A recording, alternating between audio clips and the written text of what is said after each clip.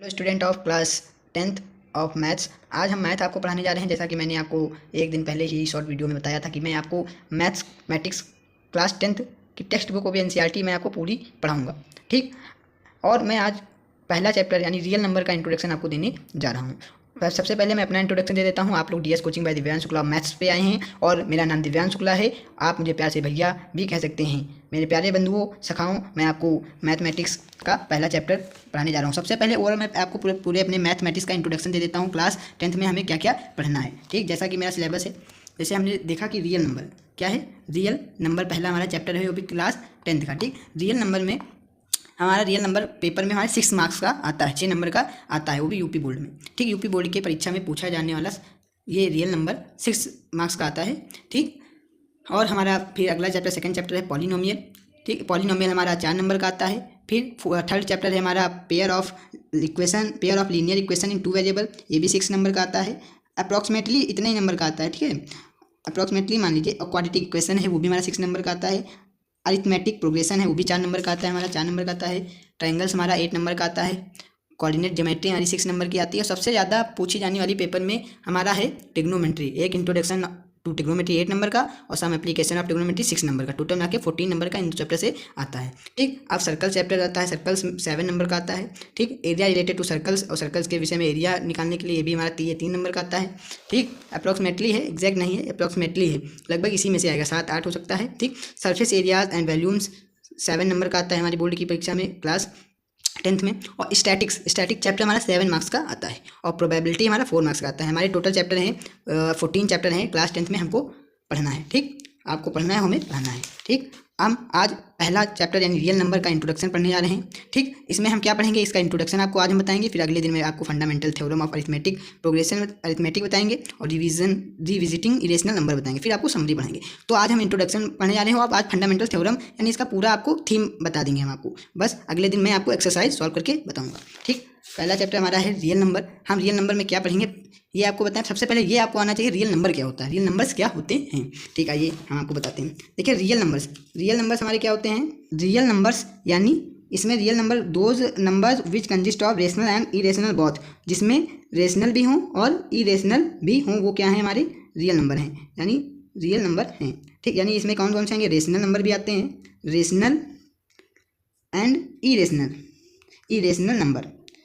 हम नंबर नहीं लिख रहे हैं, इरेशनल लिख दिया, नंबर की स्थान नहीं है, तो मैंने आपको समझाने के लिए लिख दिया। इरेशनल और रेशनल, इन दोनों के ग्रुप को हम क्या कहते हैं, रियल नंबर कहते हैं। जिसमें रेशनल नंबर और इरेशनल नंबर दोनों पाए जाते हैं, उसको क्या कहते हैं, रियल नंबर कहते हैं। अब आप क्या कहें रेशनल नंबर क्या होगा भैया बताइए। तो हम आपको रेशनल नंबर बताते हैं। रेशनल नंबर क्या होते हैं, जो कोई भी नंबर है वो p/q के फॉर्म में हो, ठीक। और q does not equal to 0, ठीक। और एक और p, ये पहला पॉइंट हो गया। और p एंड क्यों बिलोंग्स टू, किससे बिलोंग्स टू करें, किससे बिलोंग टू करें, कंपोजिट नंबर से। किससे, कंपोजिट नंबर, किससे, कंपोजिट मतलब को prime number, sorry composite number नहीं, क्या होगा इसके स्थान पे हम लोग क्या लिखेंगे, को प्राइम नंबर। किससे, को प्राइम नंबर, ठीक, को प्राइम नंबर। पी क्यों क्या हो, बिलोंग्स टू करते हो को प्राइम नंबर से। तो ये हमारे क्या हो गए, रेशनल नंबर हो गए। आप पूछेंगे भैया आप बताइए हमें को प्राइम नंबर क्या होते हैं। तो हम आपको बताएंगे को प्राइम नंबर वो दो नंबर्स बिटवीन मतलब इन बिटवीन जिसके बीच में उसके जिसके दोनों के कॉमन फैक्टर क्या हो, 1 हो केवल। जैसे कि हम कोई भी नंबर ले लें, जैसे कि हमने ले लिया 1 और 3, ठीक। 1 और 3 ले लिया, इन दोनों के बीच में हमारा कॉमन फैक्टर कितना है, 1 है। तो ये हमारा क्या हो गया, रेशनल नंबर हो गया। क्या हो गया, रेशनल नंबर हो गया, ठीक। अब हम आपको बताते हैं इरेशनल नंबर क्या होता है।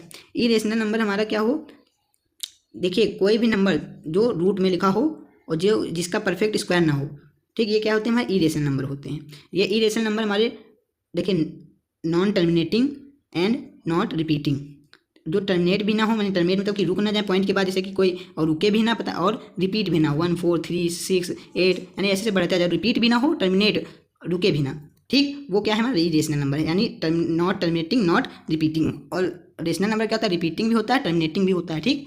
समझिए, आई होप यू अंडरस्टैंड। अब हम पढ़ने जा रहे हैं क्या, हम अब आगे पढ़ेंगे अरिथमेटिक प्रोग्रेशन, मतलब अरिथमेटिक फंडामेंटल थ्योरम अरिथमेटिक, ठीक। उसको ये कहते हैं फंडामेंटल थ्योरम ऑफ अरिथमेटिक। हमको आशा करते हैं हम आपसे कि आपको रियल नंबर समझ में आ गया होगा। अगर रियल नंबर नहीं समझ में आया है तो आप हमें जो चीज़ नहीं समझ में इसमें आई है आप कमेंट बॉक्स में आस्क कर सकते हैं, पूछ सकते हैं, ठीक। अब हम आपको पढ़ाने जा रहे हैं अरिथमेटिक अब हम आपको पढ़ाने जा रहे हैं क्या, फंडामेंटल थ्योरम ऑफ अरिथमेटिक। ठीक, क्या फंडामेंटल थ्योरम ऑफ अरिथमेटिक क्या है, एवरी कंपोजिट नंबर, क्या एवरी मानी सब क्या पढ़ाएंगे, the fundamental theorem of arithmetics. अब भाई एवरी कंपोजिट नंबर, यानी कंपोजिट नंबर क्या होते हैं, एग्जांपल के तौर पे मैं ले लेता हूँ कंपोजिट नंबर, क्या एग्जांपल पे लेता हूँ कंपोजिट नंबर क्या होते हैं, कंपोजिट नंबर वो होते हैं जिनके कितने दो से अधिक फैक्टर हो, दो या दो से अधिक फैक्टर हो, यानी कि हम ले लेंगे इसमें 4 लेंगे, सबसे छोटा कंपोजिट नंबर पूछा जाए तो 4 है, ठीक, उसके बाद 6 है हमारा, फिर 8 है। तो क्या कह रहा है, every composite number can be expressed factorized, यानी express the factorize as a product of primes, यानी उसके प्राइम नंबर के प्रोडक्ट से एवरी को prime number, composite number means composite number उसके प्रोडक्ट यानी प्राइम प्रोडक्ट के डिनोट दिखाया जा सकता है। दिस फैक्टराइजेशन यूनिक, ये फैक्टराइजेशन केवल एक ही होगा, इसके ऑर्डर का कोई वो नहीं, मतलब ऑर्डर नहीं मायने रखेगा। जैसे कि हमने लिखा 4 का हम फैक्टर करेंगे 2 इंटू 2 आएगा, क्या 2 इंटू 2 आएगा। 6 का फैक्टर करेंगे क्या आएगा, 2 इंटू 3 आएगा। 4 का फैक्टर करेंगे 2 इंटू 2 आएगा, ठीक, ये है। अब हम आपको बता दें कि 4 का केवल क्या the fundamental theorem of arithmetic क्या कहता है कि 4 के फैक्टर जो हैं 2 इंटू 2 इस यही रहेगा, ये क्या है, यूनिक है, ये अकेला केवल यही रहेगा। इसका 4 को प्राइम फैक्टराइजेशन मेथड से ऐसे ही डिनोट किया जा सकता है, ऐसे ही इसके प्राइम मल्टीपल यानी प्राइम क्या लिखा है, प्राइम्स प्रोडक्ट यानी प्राइम्स मल्टीपल्स में ऐसे ही दिखाया जा सकता है। इसका ऑर्डर चेंज हो सकता है, आप 2 को पहले लिख लीजिए, 2 दोनों बराबर ही हैं। अगर इसमें कहा जाए 6 का, 6 भी केवल 3 इंटू 2 के में ही दिखाया जा सकता है। गारंटी है किसकी, the fundamental theorem of arithmetics की। इसका ऑर्डर चेंज हो सकता है, 3 पहले आ जाएगा, 2 बाद में हो जाएगा, लेकिन 6 को मल्टीपल में लिखना है तो केवल ऐसे ही लिखा जा सकता है। ये हमारा क्या कहता है, the fundamental theorem of arithmetics कहता है। 8 है, 8 को हम 3 2 में लिखे हैं तो ये 3 2 में ही रिप्रेजेंट किया जा सकता है, मल्टीप्लाई में, प्रोडक्ट में 3 2 के में ही रिप्रेजेंट यानी दिखाया जा सकता है प्रोडक्ट में। यानी जब इसको हम मल्टीप्लाइंग करेंगे इसको तो 8 ही आ जाएगा, और इसको जब हम तोड़ेंगे, इसको फैक्टराइज करेंगे तो इसका केवल फैक्टर्स यही आएंगे 8 के, ये फिक्स हैं, ठीक। इसका ऑर्डर चेंज हो सकता है लेकिन इसके जो फैक्टर्स हैं वो नहीं चेंज होंगे। आइए आगे बढ़ते हैं, और क्या है, और जिन्होंने हमारा ये the fundamental theorem of arithmetic किसने दिया था, इनको याद करिए, कार्ल फ्राइडरिच गाउस। भाई एमसीक्यू में कुछ भी आ सकता है, तो ये भी एक नंबर का आ सकता है, बहुत रेयर केस में आता तो नहीं है लेकिन बहुत रेयर केस में आ सकता है। कार्ल फ्राइडरिच गाउस, इनका ये भी याद कर दिए, 1777 से लेकर 1855 से इनका जीवन काल रहा है, ठीक।